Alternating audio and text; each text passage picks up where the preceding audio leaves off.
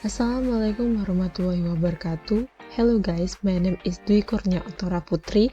Today I would like to present my topic about problem solving. These are some tools problem solving. The first is listen, listen, and listen. The second is stay positive. The third is let them get their emotion out. The fourth is evaluate the situation. And the last is communicate and update. The first is listen, listen, listen. If you ignore all the other tips here, make sure to remember this one. Listening to the person with a complaint is the first way to both understand the issue and start diffusing whatever anger of the frustration the person is feeling. When confronted, most of us like to talk to show we are in control of the situation, but actually listening and asking questions is the best way for the client or attendant to feel like they are being heard and not handled. The second is stay positive. Even if the issue is something you are not sure you can fix completely, you still need to stay positive and communicate to dissatisfied person that once you are done talking, you will be looking into this issue immediately. What has happened, and you need to make it clear that are now taking responsibility for finding a resolution. The third is let them get their emotion out.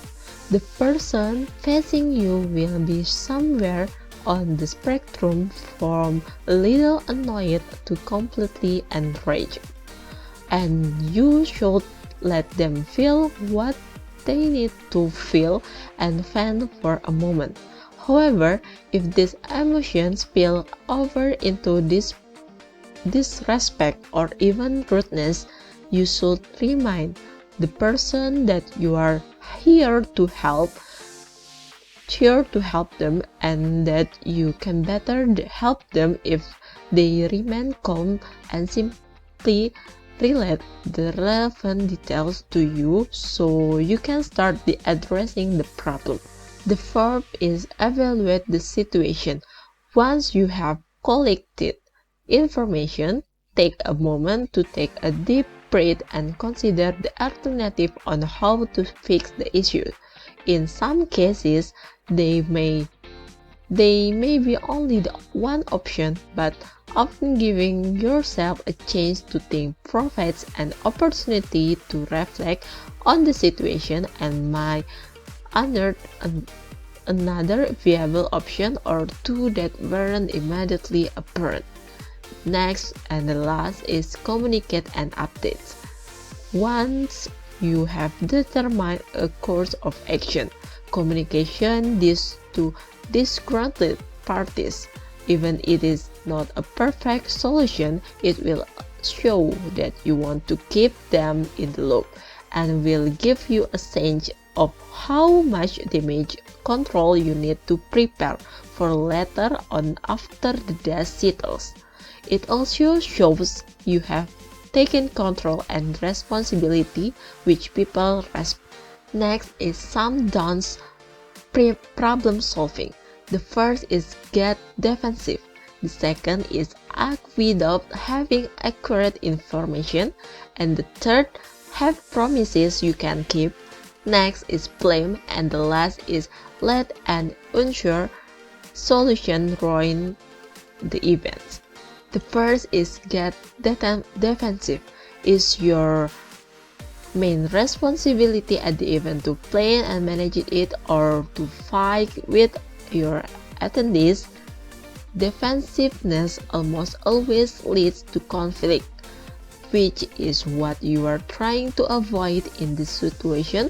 Putting up walls only heightens and the anger and the frustration of the other party, and it moves you farther away from finding a fast and effective solution to the problem.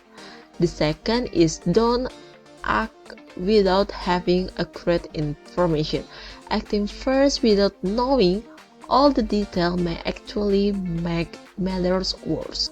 So, before you start running around and fixing things, talk to all the relevant parties, to colleagues, more information, just in case you receive inaccurate or biased information from the unhappy guest or client.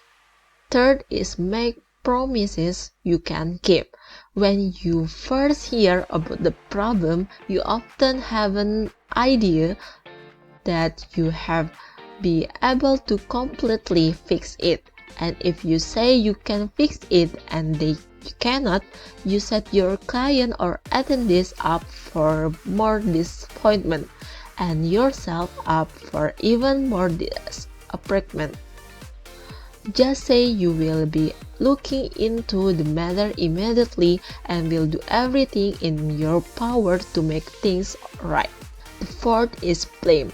Blame is as counterproductive as being defensive.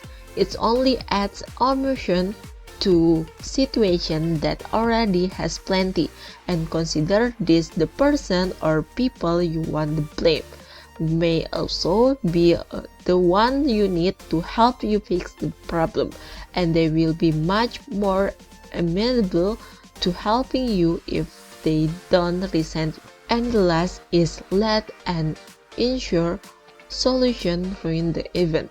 You may not be able to completely salvage the broken signature or the fallen wedding cake, and the backup entertainer or speaker may not be ideal fit, but you have done your best with the limited time and resource at hand. And now it is your job to make sure the rest of the event continues on that your guests feel calm, welcome, and engaged. You are the glue holding all this together, and everything is looking to you to keep it all together.